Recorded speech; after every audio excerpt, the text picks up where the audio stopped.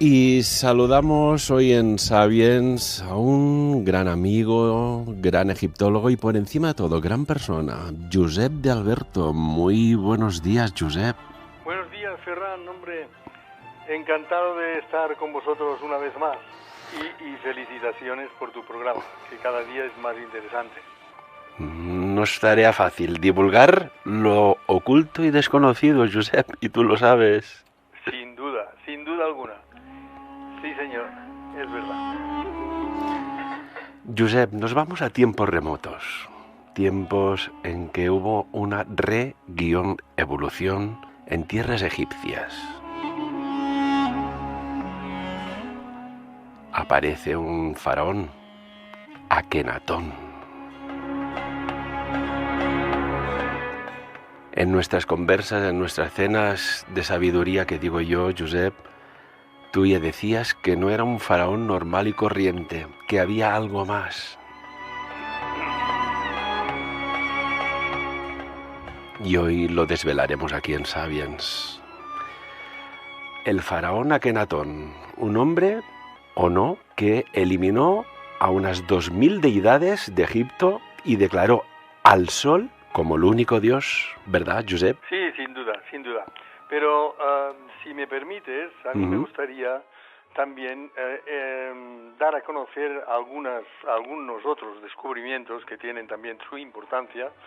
No tanta, si quieres, no tanta como esta que tú estás mencionando, pero que sí vale la pena que nuestros oyentes sepan las últimas novedades de los últimos descubrimientos que han habido en estas tierras, en nuestro querido Egipto, ¿no? Y me gustaría hablar de un descubrimiento que tuvo una resonancia a nivel mundial, porque es la segunda tumba intacta que se ha descubierto en el Antiguo Egipto, concretamente en Saqqara. Esta tumba pertenece a un sacerdote y custodio del palacio del faraón Neferkira y tiene una antigüedad de nada menos de 4.400 años. Cuidado, esto es muy importante porque las dos tumbas intactas que tenemos en estos momentos en Egipto es la que todos conocemos como la tumba de Tutankamón y esta. Y esta era de un ser privilegiado que era, yo diría, aún no se sabe concretamente, pero yo diría que era el sumo sacerdote del faraón Neferkera. Ahora, si te parece, hablamos un poco de esto y después pasamos a Akenatón o como quieras, a mí me es igual, ¿eh? Mira, si quieres, ya que hemos empezado por Akenatón, vamos a por Akenatón, pero Sí, no nos bueno. movemos de tierras egipcias. Vale, perfecto. Hay un reciente descubrimiento del faraón Akenatón, Josep, Sí, que corrobora lo que tú decías ya hace muchos años atrás y que ha pasado un poco desapercibido porque no interesa determinadas cosas que se sepan. Parece ser, algunos de poder, algunas élites de poder, el conocimiento pasado se queda a manos de unos pocos. ¿Por qué? No lo sé, pero así es, ¿verdad? sin duda alguna. Mira, si te acuerdas, en algunos de los congresos, de tus congresos que yo he estado, siempre he hablado y lo he avalado con fotografías, con diapositivas, con documentación fidedigna de lo que era la familia de Akenatón y Nefertiti, concretamente en la 18ª dinastía, que para mí fue la dinastía más importante del Antiguo Egipto, ¿no? Entonces ahora, pues hay muchas cosas que ya las podemos no apuntar, sino afirmar, debido a este importante descubrimiento. Haremos un poco de historia, si te parece, Fantástico. de este gran faraón. Este gran faraón era hijo de Amenofis III, con lo cual él, su nombre inicial era, entre otros, porque tenían varios nombres, como tú sabes, era Amenofis IV, y era hijo de la reina Tie en el 1372. O sea, estamos hablando de unos cuantos años, pero tiene unas connotaciones muy, muy, muy especiales. Los que hemos estado allí hemos podido ver en la sala de la 18ª dinastía, donde se encuentran varias estatuas suyas y representaciones de él mismo, que fue el primer faraón, entre otras muchas cosas, fue el primer faraón que quiso representarse exactamente como era. Vemos en el Museo Egipcio, a los que hayan ido, vemos que todos los faraones, es igual el que sea, si es igual Horemheb, que si es, por supuesto, Tutankamón, Hatshepsut, es igual, el que sea, se representaban como superhombres, o sea, unas medidas y unas proporciones perfectas, unas caras pues también perfectas, todos bellos, guapos, y ellas también, por supuesto. Y eso, como es lógico, pues no era así. Habían de guapos, habían de feos, habían de delgados, habían de gordos, etcétera, ¿no?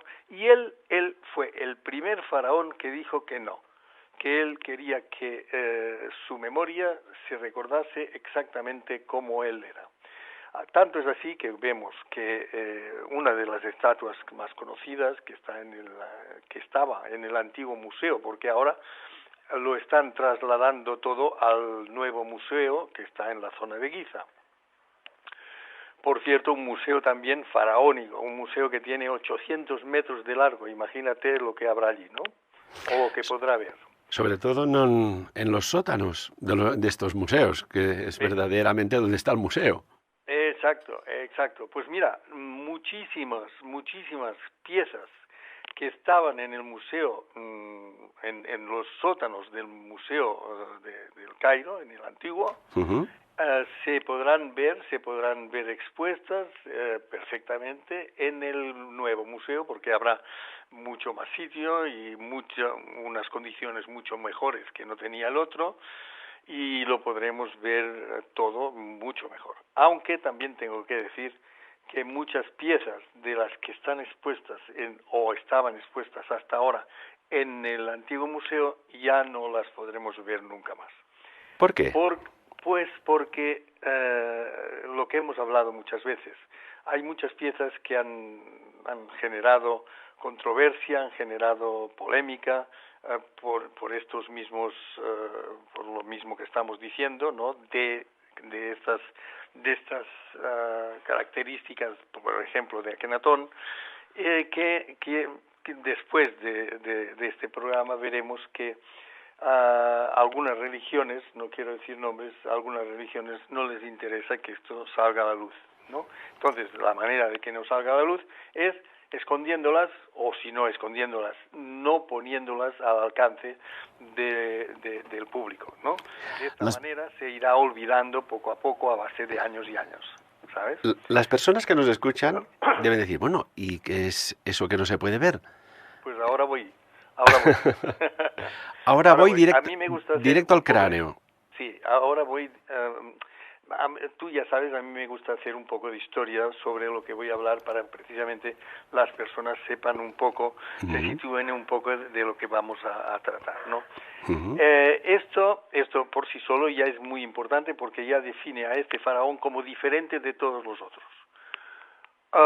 Aparte de esto, el faraón Akenatón se representaba así. Hay varias estelas, hay una estela en la que está con sus hijas besándolas, al igual la reina Nefertiti, que fue su preferida porque él tenía varias esposas.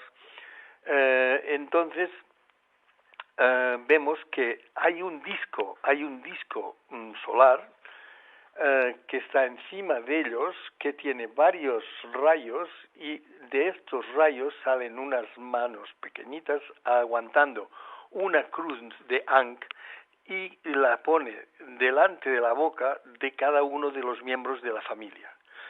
Este disco es Atón. Hasta entonces, y me explicaré, cuando él empezó con su reinado, estaban viviendo en el palacio en Tebas y estaba bajo el culto de todo el panteón de dioses que tenía el antiguo Egipto, que eran muchísimos, y tenía sus sumos sacerdotes, que los tenía en Karnak, en Luxor, en Edfu, en Komombo, en todos los templos, ¿vale? Entonces, él se inició así.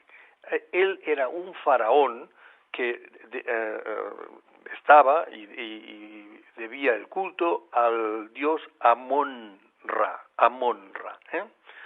Curiosamente, cuando se casó con la bella, con Nefertiti, que Nefertiti, precisamente, el nombre ya nos dice algo, la traducción exacta es ha llegado la bella, fíjate, ha llegado la bella, pero bueno, ¿de dónde ha llegado esta bella?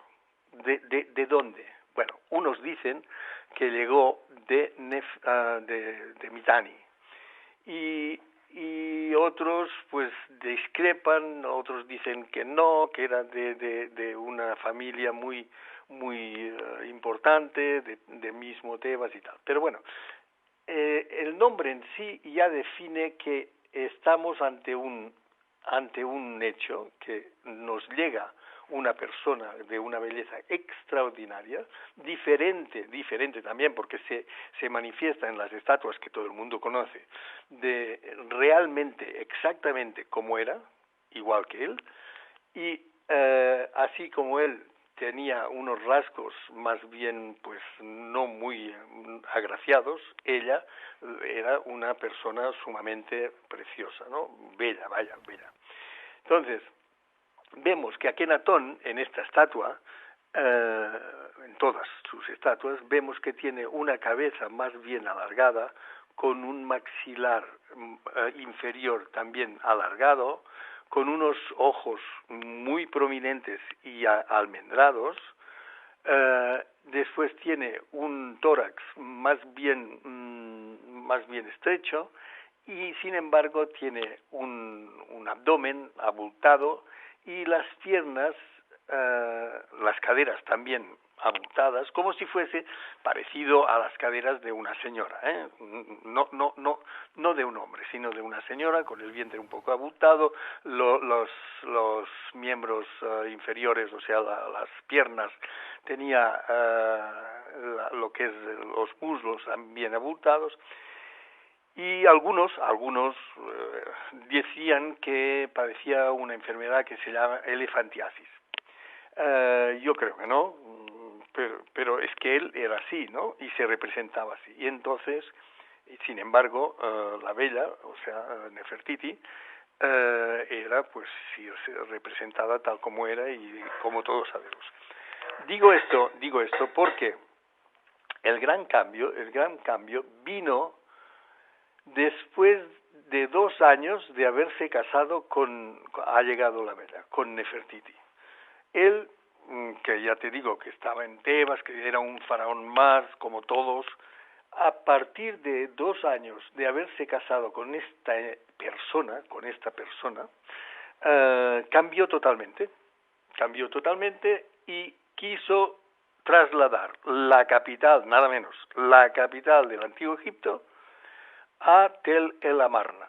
O sea, despreció el Tebas para construir una ciudad nueva dedicada única y exclusivamente al dios Atón. Esto fue repentino, ya te digo, 2 años después de haberse casado con esta persona que nadie sabe de dónde venía. Cuando tuvo la ciudad en marcha, o sea, cuando tuvo la ciudad construida, por cierto, una ciudad espectacular, esplendorosa, tenía una puerta, hizo que construyesen una puerta dirigida, o sea, orientada exactamente al oeste, donde se ponía el sol. Y él cada día iba con su guardia personal a despedir el sol por la tarde. Entonces, hay papiros que explican lo que él hacía allí, y es que hacía que la guardia se quedase atrás y él se adelantaba y empezaba a hablar con este disco. Ahora ya le vamos a decir disco, a partir de ahora, porque el sol no habla. Entonces este disco le hablaba y él hablaba con él. Y además de esto, este disco le regaló una daga que para que él al mismo tiempo se la regalase a su hijo, a su hijastro, mejor dicho, a su hijo Tutankamón, en aquel momento Tutankaton. Él se lo regaló. Este puñal, junto con otro, se encontró en la momia, dentro de las vendas de la momia de Tutankamón, cuando se descubrió por Howard Carter. Y entonces vieron curiosamente que este puñal, que también lo expliqué y lo mostré en uno de tus congresos. Lo recuerdo perfectamente, que nos dejó perplejos a todos. Que sí, te acuerdas, ¿no? Pues es que es para quedarse perplejo. Este puñal, la hoja, lo que es la hoja de corte, es de acero, la aleación de hierro con acero, lo que es acero nuestro, ¿no? Este puñal estuvo por 4 años estudiándose en el British Museum, y cuando terminaron dijeron que realmente la hoja era de acero. Y la empuñadura es una empuñadura de oro con incrustaciones de piedras preciosas y tal, y en la parte superior de la empuñadura tiene ¿cómo lo diría yo? Un cilindro cónico, traslúcido, que a la apariencia, muchas veces que hemos estado, siempre le pregunto a la gente que viene, oye, ¿qué os parece esto? ¿Qué diríais que puede ser esto? Todos coinciden, o casi todos, que parece que sea metacrilato, pero que lógicamente pues no lo es, es natural. Me refiero a esto porque el British Museum no dijo lo que era. Únicamente dijeron lo que no era. No era cristal, no era vidrio, no era cristal de roca, no era cuarzo, etcétera, etcétera, pero nadie sabe aún hoy, nadie sabe qué material es, porque es de una dureza extrema, pero no se sabe lo que es. Lógicamente, a nadie se le ocurriría poner en la parte superior de un puñal, que a veces lo usaban como para dar golpes, ¿no? También poner un vidrio, un cristal que se rompería a la primera, ¿no? Bueno. Estamos hablando, Josep de Alberto, de un ópar, de un objeto fuera de su tiempo, porque aparte estamos hablando aproximadamente sobre el 1350 a.C. de nuestra era. Estamos hablando de metalurgia con acero. Sí. Y teniendo en cuenta y sabiéndolo documentalmente, que ellos no conocían el hierro. En aquella época tenían pues únicamente el cobre, y la otra daga que acompañaba a la momia era igual, parecida, pero la hoja era de cobre, normal, en aquella época normal. Lo que era anormal totalmente era que esta hoja fuese de acero, cuando aún no habían descubierto ellos concretamente aún no tenían el hierro, Esto lo digo porque, para hacer un poco de camino por lo que viene después, si él hablaba con este disco, permíteme que beba un poco de agua. Y tanto que sí, siempre los riñones lo agradecen. La garganta de hablar, que estoy un poco resfriado. Cuéntanos. Es que no, faltaría más. Y es que esto es una maravilla, la confianza, la democracia de hacer lo que uno tiene que hacer cuando tiene que hacerlo, siempre respetando. Seguimos. Y gracias. Entonces, gracias. Entonces, hago esta pequeña historia porque, pues, para situar un poco el tema, ¿no?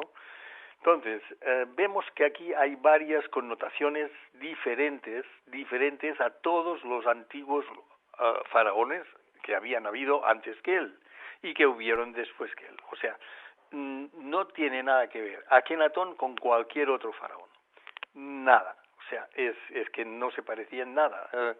Los otros faraones, por decir algo, sus hijos, que tenían muchísimos, siempre los cuidaban sus cuidadores privados y tal, pero nunca estaban, o casi nunca estaban juntos con la familia, ¿no? Y él fue el primero en vivir con familia, con sus hijos, y tener una vida como cualquiera de nosotros.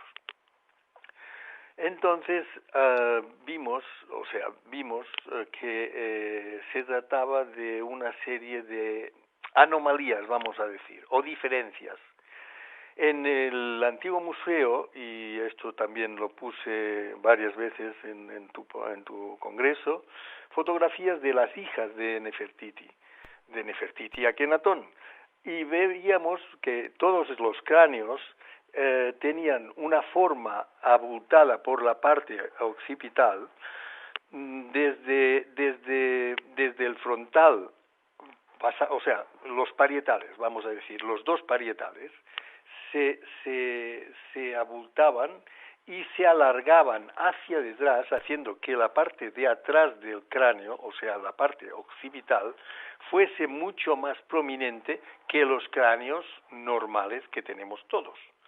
Y esto está allí. Yo tengo incluso una copia de una estatuilla y se ve perfectamente. Entonces, muchos investigadores han dicho, no, pero es que esto ya lo han hecho muchas otras culturas, porque esto lo vemos en cráneos en el Museo de Paracas, en el Perú, lo vemos aquí en España, por ejemplo, en el Museo de Tenerife, también el arqueológico de Tenerife, porque los guanches ya lo hacían, etcétera, etcétera. Muy bien, de acuerdo, ya lo hacían para tener una diferencia. Las clases superiores de las clases inferiores hacían que cuando nacían los niños les ponían unas tablillas en el cráneo para que el crecimiento del cráneo fuese hacia atrás, y se deformaba hacia atrás. Muy bien, de acuerdo. Y esto tenemos cantidades tampoco, pero hay cantidad de cráneos que son alargados hacia atrás debido a esta técnica, ¿no? Incluso hay, Josep, alguna tribu africana que aún conserva esta práctica, pero exacto. Es práctica por imitación a alguien, ¿no?, que admiraban. Sí, señor. Y hay que decir que este alargamiento artificial de los cráneos de antes y de ahora nada tiene que ver con el cráneo original de Akenatón, Nefertiti, sus hijas, o incluso los cráneos de Paracas. Es una anomalía exacerbada, son tremendos. Incluso me pregunto yo si tenían una capacidad cerebral mucho mayor que nosotros, por el espacio que podía llegar a ocupar el cerebro. Seguramente, es posible, claro, sí. De cualquier manera, era una cosa congénita, No, a ver, en el caso, me centraré, en el caso de Nefertiti y sus hijas de Akenatón, era una cosa congénita que nacieron así. Y digo esto con esta rotundidad, porque todos los cráneos que hemos visto en la historia arqueológica son, vamos a decir, es que por la radio cuesta un poquito, rectos, o sea, esta protuberancia es recta, tiene la misma anchura desde el frontal hasta el occipital, la misma, por el efecto de la presión de las tablillas. No sé si me explico. Perfectamente, sí. Entonces, los cráneos que estamos hablando de Nefertiti y sus hijas tienen desde el frontal hacia atrás, lo que son los parietales, los tienen inclinados hacia afuera con un ángulo, ahora no me acuerdo los grados que tiene, pero con un ángulo de aumento, o sea, es más estrecho del frontal que del occipital, o sea, va hacia atrás, se va abriendo, por decirlo de alguna manera. No sé si me explico. Perfectamente, Josep. ¿Sí? Vale. Entonces, en ningún otro caso de los cráneos que se han encontrado en estos sitios que hemos mencionado, tienen esta formación. No son más anchos de atrás que de delante. En este caso son más anchos de atrás que de delante. Y lo podemos ver si algún día podemos volver a recuperar estas figuras, que las pongan en el museo, en el nuevo museo. Esto quiere decir que, de alguna manera, ha llegado la Bella, esta señora que ha llegado, llegó de alguna parte que ya ella tampoco era igual que nosotros. Entonces, debido a este descubrimiento, que es increíble, que es una cosa que nos cambia la historia totalmente, podemos decir y asegurar que Akenatón no era humano. Y lo voy a repetir. Akenatón no era humano. ¿Quieres decir, Josep, que Akenatón no era de la raza que había en aquellos tiempos, que vino quizás de otros lugares? Sí, sin ninguna duda. Estamos hablando de Akenatón tenía una estructura, una forma biológica un poco andrógina, eso sí, y que no era un ser del planeta Tierra. Exactamente es lo que digo, sí, sí. Y cabe la posibilidad, de a tenor de todos los datos que estás reportando, del cráneo, de toda esta complicada amalgama de datos que han estado prácticamente ocultos porque se sabe poco, que cuando los egipcios de aquellos tiempos descubrieron que la familia real era una familia con, entre comillas, ADN alienígena, decidieron hacer tabla rasa y no dejaron prácticamente nada en pie de lo que construyó Akenatón, que hizo construir de estatuas, figuras, relieves, etcétera, que quedó lo que ha quedado, muy poca cosa.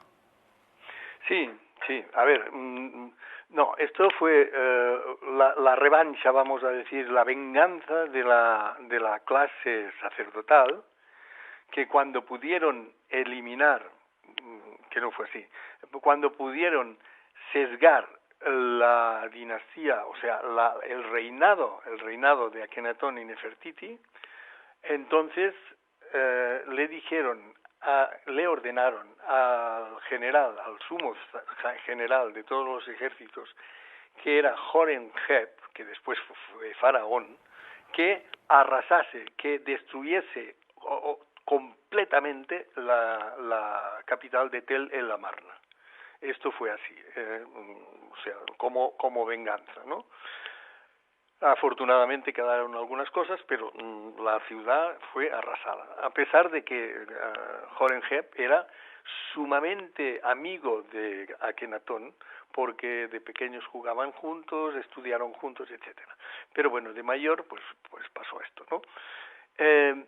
Esto lo podemos constatar, y lo digo con esta rotundidad y seguridad, por los oyentes que supongo que se extrañarán y pueden pensar que yo no tengo base para hacer estas afirmaciones. Voy a explicar el porqué de esta rotundidad. Ahora es una primicia, porque hace poco tiempo, esto fue antes de Navidad, más o menos a medianos de diciembre, el doctor Stuart Fleischmann, profesor asistente de la Universidad Suiza del Cairo, afirmó que después de 7 años de investigación de 8 momias del Valle de los Reyes, todas las momias habían dado el mismo ADN que tenemos tú y yo y cualquiera, ¿no? Menos una de estas momias, que era la momia que estaba en la tumba KV55, atribuida al faraón, precisamente al faraón Akenatón. Y a esta momia le sacaron, como a todas las otras, un fragmento craneal y un fragmento del fémur, y vieron que el polímero PTR, que tenemos todos el mismo, en este caso no era igual. Y había un cambio genético del cromosoma X muy importante de la espiral cromosómica de estos fragmentos. Esto lo hizo público y claro, ha sido una bomba a nivel mundial. No se ha manifestado, no se ha dado tanto, ¿cómo te diría yo?, tanta publicidad como tendría que ser, porque claro, estamos hablando de una cosa que determina y especifica el porqué de estos cambios genéticos del faraón, estos cambios morfológicos, estas diferencias craneales, etcétera, pero estamos topando como siempre con que hay muchas asociaciones o muchos estados, gobiernos, etcétera, que no les interesa. Les interesa más publicar otras cosas que la gente pueda ver, que la gente pueda constatar, pero no decir y afirmar que claro, si una persona no tiene el mismo ADN que nosotros y es persona, tiene forma humana, no es de aquí, porque todos los de aquí, a no ser que sean estos pobres pues que salen con unas deformaciones extraordinarias, ¿no? Se tiene que interpretar de que esta persona, este faraón, igual que la reina, pues no eran de aquí. Y más dándose la casualidad de que el cambio vino todo a partir de que se casase con Nefertiti. Al cabo de 2 años vino todo este cambio tremendo. Curiosamente, Josep, jamás encontraron sus cuerpos, sus momias.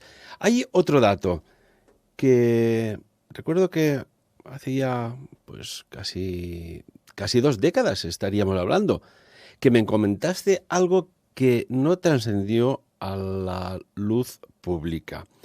En el año 2000, Josep, y permíteme que tenemos otros temas que tocar y poco tiempo, fíjate lo que son las cosas, pero en el año 2000 sucedió algo que ha pasado desapercibido para el mundo mundial. Sucedió en tierras de Egipto. ¿Recuerdas? Año 2000. Sí, un aniversario especial. No me acuerdo ahora. Te voy a hacer memoria. ¿A qué te refieres? Sí, porque se me desencajó la mandíbula cuando me lo explicaste. Había un evento, Jean-Michel Jarre tenía que hacer un concierto en... sí, hombre, hombre, por Dios, claro. ¿Qué pasó allá? Ya empezamos allí, sí, bueno, eso viene de muy lejos. En el año 2000 yo tuve la suerte de estar allí. En el cambio de siglos se organizó un gran evento, un magnífico evento en la pirámide, o sea, en la base de la pirámide de Keops, maldicha de Keops, porque allí no estuvo nunca, el pobre, vamos a decirle la Gran Pirámide. Entonces, se tenía previsto, vino Jean-Michel Jarre, hizo un concierto extraordinario, sirvieron una cena magnífica, habían altos dignatarios de muchos países, no voy a decir todos, pero muchos países de Europa, de África y demás.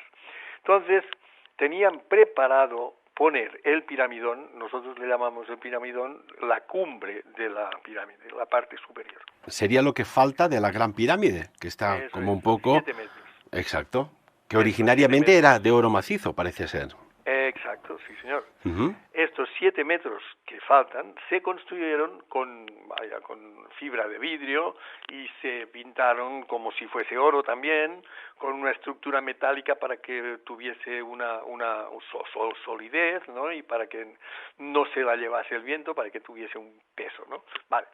Entonces se preparó la cosa, ya estaba construida, se preparó la cosa para que en el minuto cero del paso de un siglo a otro, un gran helicóptero de estos de 2 aspas pusiese con mucho cuidado el piramidón encima de la cresta de la pirámide de Keops, de la Gran Pirámide. Y antes, unas horas antes de que esto se llevase a cabo, que todo el mundo estábamos expectantes de ver la pirámide más o menos como era en un principio. Porque aparte de los altos dignatarios, mandatarios, reyes de otros países, de público estaba abarrotado aquella zona. Estaba abarrotado, es poco.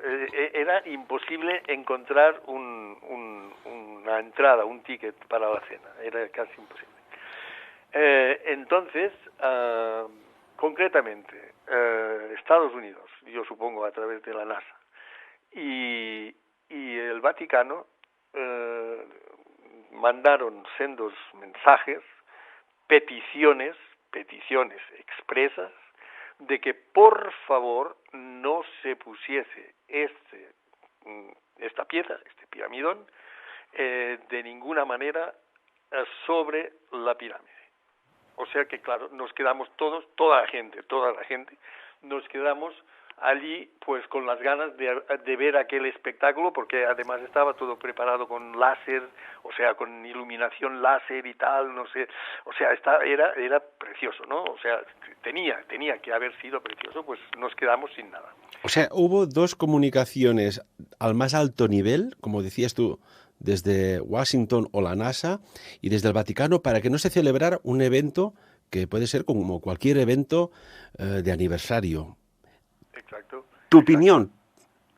¿Por Opinión, qué? Mi opinión, tú ya sabes que yo siempre he tenido la Gran Pirámide como la primigénita y es un generador. La Gran Pirámide es un generador. Y precisamente suponemos que esta forma, si pudiese terminar con la forma original en un ángulo vivo, podría de alguna manera empezar a funcionar, aunque a lo mejor en menos energía, pero podría volver a funcionar. Si no, yo no entiendo, y mis compañeros tampoco entienden, el porqué de esta negatividad, ¿no? De esta petición negativa de que de ninguna forma se pusiese esto allí encima, porque si no, no tiene explicación. Oye, era una cosa bonita, era una cosa preparada, era una cosa que a todo el mundo nos hubiese gustado, pero sin ninguna maldad, sin esperar nada, únicamente para, pues en el minuto cero, ¡pum!, poner aquella pieza allí y ver todo el mundo la pirámide como supuestamente era en un principio, ¿no? Claro, si pones la pieza que falta, como lo que dices tú, ¿un generador de qué? ¿Se podría poner en marcha algún mecanismo que podía generar, pues no sé, desde, vamos a poner varias posibilidades, un terremoto o una comunicación o algo que incluso la imaginación no le da espacio? No, contactar otra vez. Mira, estamos hablando a través de las ondas, a través de tu emisora, bueno, de la emisora que tú estás, pero si yo solamente variase un poquito el dial, ya no podríamos estar hablando. ¿Me explico? Sin lugar a dudas, sí. Entonces, la pirámide es un elemento de contacto, entre otras muchas cosas. Pero si el dial ya no está, si el dial ya no está sintonizado, ya no sirve para nada. Es que no sirve para nada. Tú podrías estar hablando toda tu vida y yo no te oiría. ¿Es verdad o no? Exactamente. Vale. Pues yo creo, a ver, esto es mi opinión y la de mis compañeros Robert Bubal, Gahan Hancock, que he estado hablando del tema con muchísima gente, porque estamos hablando de esto desde el 2000. Entonces, hemos creído que la cosa va por aquí. A nadie le interesa que la Gran Pirámide vuelva a funcionar. Así de claro te lo digo. Y bueno, y están inventando mil historias.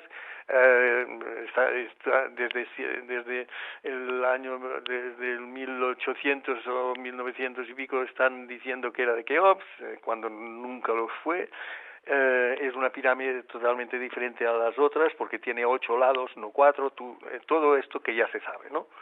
Entonces, de ninguna forma una construcción como la Gran Pirámide se deja la cámara del caos, la que llamamos cámara del caos, la que está por debajo del nivel del suelo, se deja de forma inacabada.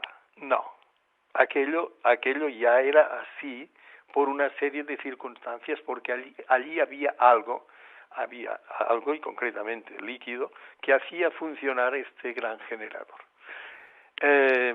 Se ha llegado a especular, incluso por científicos, de que son generadores eléctricos de hidrógeno. Sí, y puede ser de hidrógeno o hasta, yo qué sé, esto no lo sabemos, pero que actuaba como generador, esto casi te lo podría asegurar, ¿no? Josep, déjame hacer vamos a abrir otra grieta en el espacio de hoy. Sí. Me gustaría que recordaras brevemente, porque ahora sí ya que nos quedan 3 minutos, que me demostraste a mí y a muchas personas cómo realmente se construyeron los megalitos de las pirámides. ¿Josep? Muy bien, sí. Puede ser. Sí. Más allá de lo que el director Zahi Hawass ha dicho que ha descubierto, que podía haber descubierto la tumba de Cleopatra y otros. Pero es que es tan importante que nos digas esto, porque si no, en un tiempo que no existían poleas, ni camiones, ni barcos de carga, ¿cómo se movían bloques de 10 toneladas?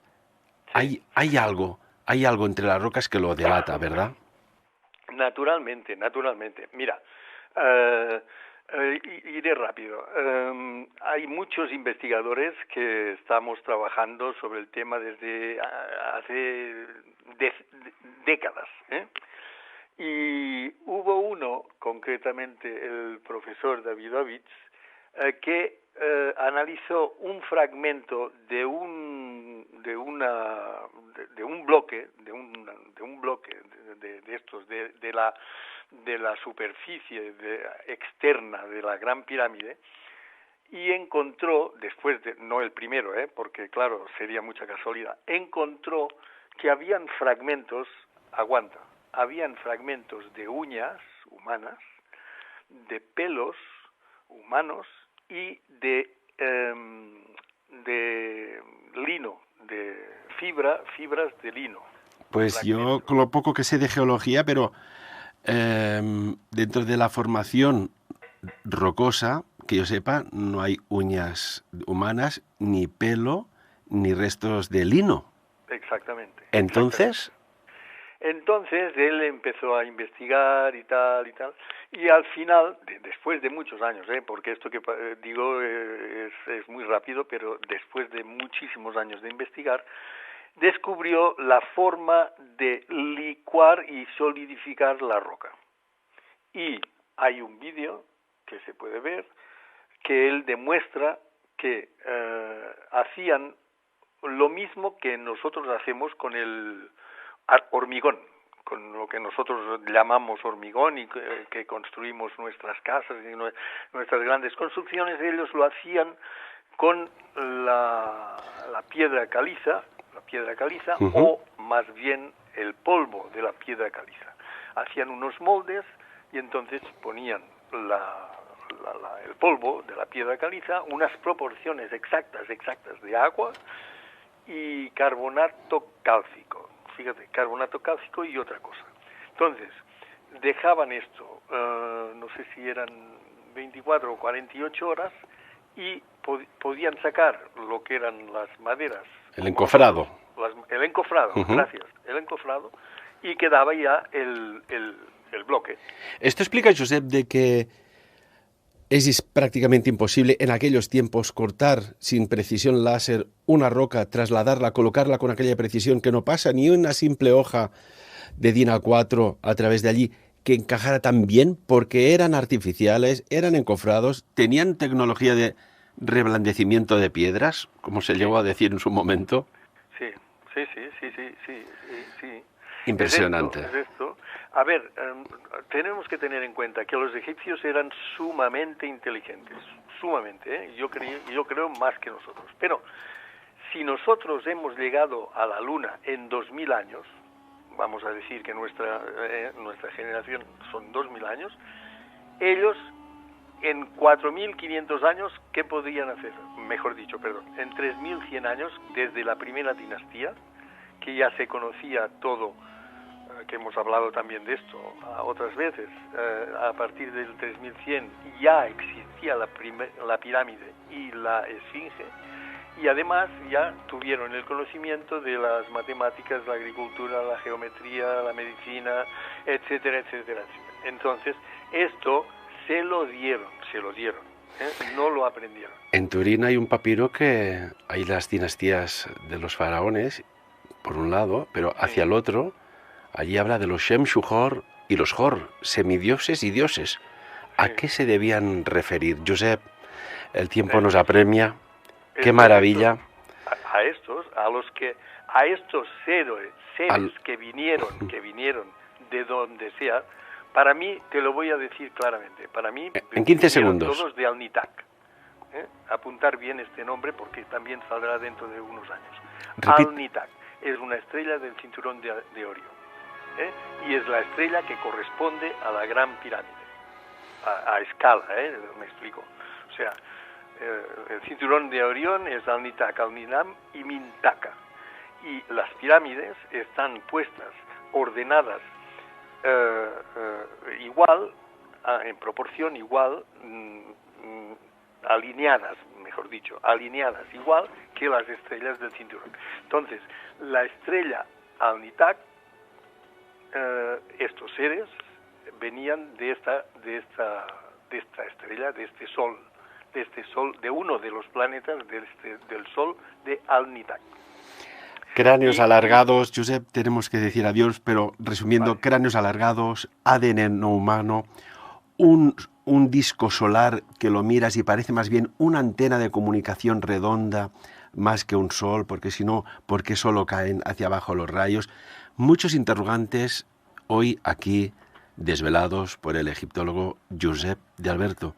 Un honor, un placer, no por tus conocimientos ya, sino por formar, personalmente lo digo al ver, dentro del círculo de tus amigos del saber.